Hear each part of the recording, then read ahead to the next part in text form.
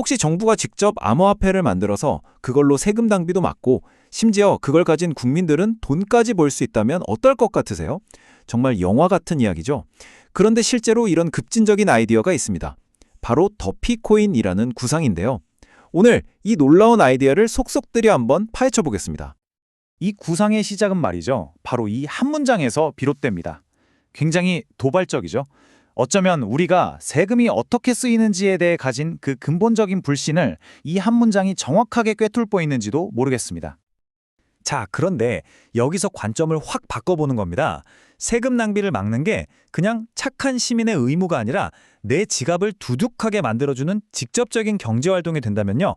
바로 이 지점이 더피코인이 가진 가장 파격적이고 또 가장 흥미로운 출발점이라고 할 수 있겠습니다. 그래서 오늘은 이 순서대로 이야기를 풀어가 보려고 합니다. 먼저 이 아이디어가 대체 왜 나왔는지, 그리고 이게 어떻게 돌아가는 건지 그 구조를 살펴볼 거고요. 당연히 이런 엄청난 계획에 따라 붙는 어려운 질문들도 던져봐야겠죠.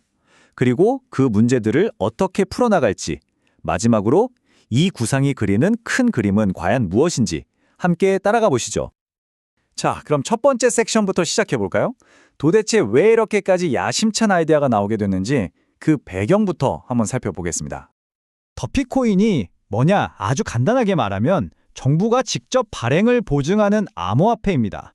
핵심은 국민이 이 코인을 사서 정부의 예산 낭비를 감시하는 일종의 시민 감시관, 그러니까 옴부즈맨이 되는 거예요.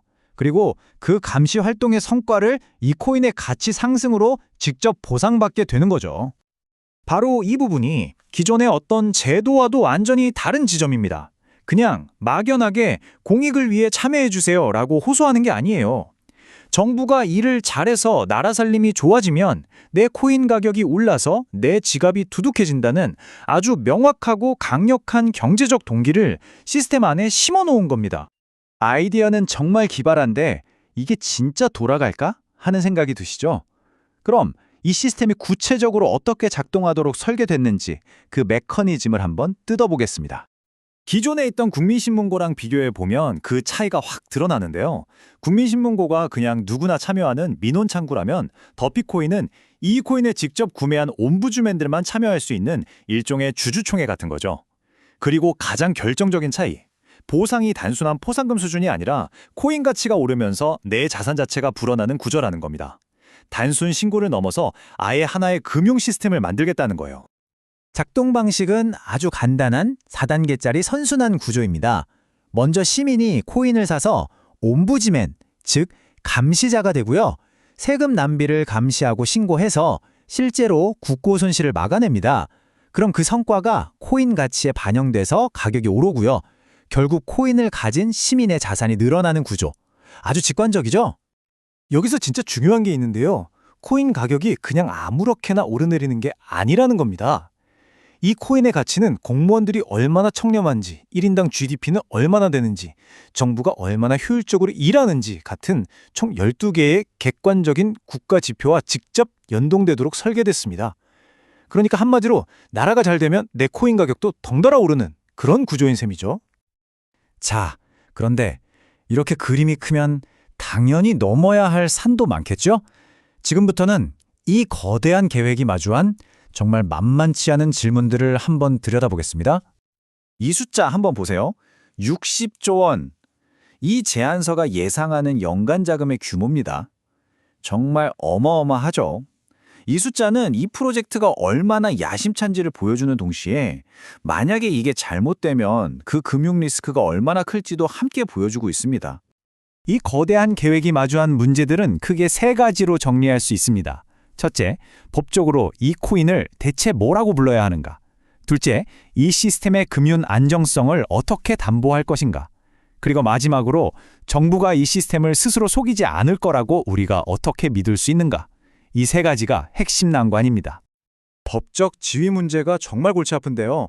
이걸 화폐라고 하자니 화폐 발행은 중앙은행인 한국은행만의 고유 권한이거든요. 이걸 침해할 수가 있죠. 그렇다고 투자 가치가 있는 증권으로 보자니 수많은 금융 규제를 따라야 하고 세금 문제도 아주 복잡해집니다. 이것도 아니고 저것도 아닌 아주 애매한 상황에 놓이게 되는 겁니다. 그리고 뭐니 해도 가장 근본적인 질문은 바로 이겁니다. 이 코인 가치를 결정하는 국가 지표들을 정부가 자기들한테 유리하게 조작하지 않을 거라고 어떻게 장담할 수 있을까요? 결국 이건 신뢰의 문제거든요. 자, 그럼 이 제안을 만든 사람들은 이 엄청난 문제들을 어떻게 풀려고 했을까요? 지금부터 그들이 제시한 해결책, 일종의 청사진을 하나씩 살펴보겠습니다. 정부가 함부로 개입하지 못하게 하려고 여러 안전장치를 제안했는데요. 먼저 지표 산정을 정부가 아니라 완전히 독립된 위원회에 맡깁니다. 모든 기록은 한 번 쓰이면 절대 위변조가 불가능한 블록체인에 남기고요. 여기에 더해 외부 회계법인의 정기적인 감사, 또 모든 계산 과정을 투명하게 공개하고 자동으로 실행하는 스마트 계약까지 도입합니다. 한마디로 기술과 제도를 동원해서 2중, 3중의 잠금 장치를 거는 셈이죠.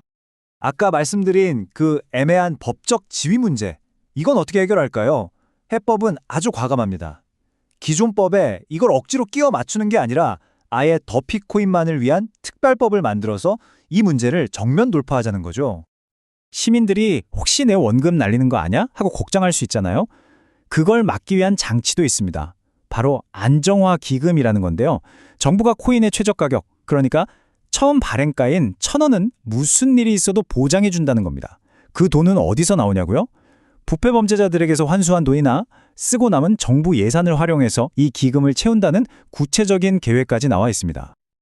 자, 이제 마지막 섹션입니다. 이 모든 복잡하고 어려운 계획들이 만약 성공적으로 실현된다면 이 제안이 궁극적으로 그리는 우리 사회의 모습은 과연 어떤 모습일까요? 이 구상의 최종 목표는 단순히 세금 낭비 몇 건 막는 수준을 훌쩍 뛰어넘습니다.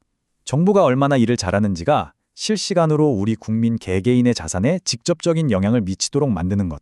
다시 말해 정부의 성과와 국민의 부를 하나의 금융고리로 완전히 묶어버리는 전에 없던 새로운 사회 계약을 꿈꾸는 겁니다. 오늘 이야기의 핵심 딱 3가지로 정리해볼까요?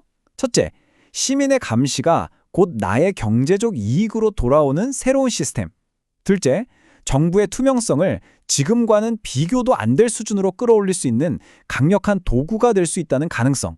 그리고 마지막으로 유능한 정부가 부유한 국민을 만든다는 철학을 실제 금융 시스템으로 구현하려는 정말 대담한 시도라는 점입니다. 결국 이 제안은 단순한 기술이나 정책을 넘어서서 우리에게 이런 질문을 던집니다. 암호화폐라는 하나의 도구가 국가와 시민 사이의 관계를 감시와 보상이라는 새로운 툴로 완전히 재정의할 수 있을까요? 여러분은 어떻게 생각하시나요?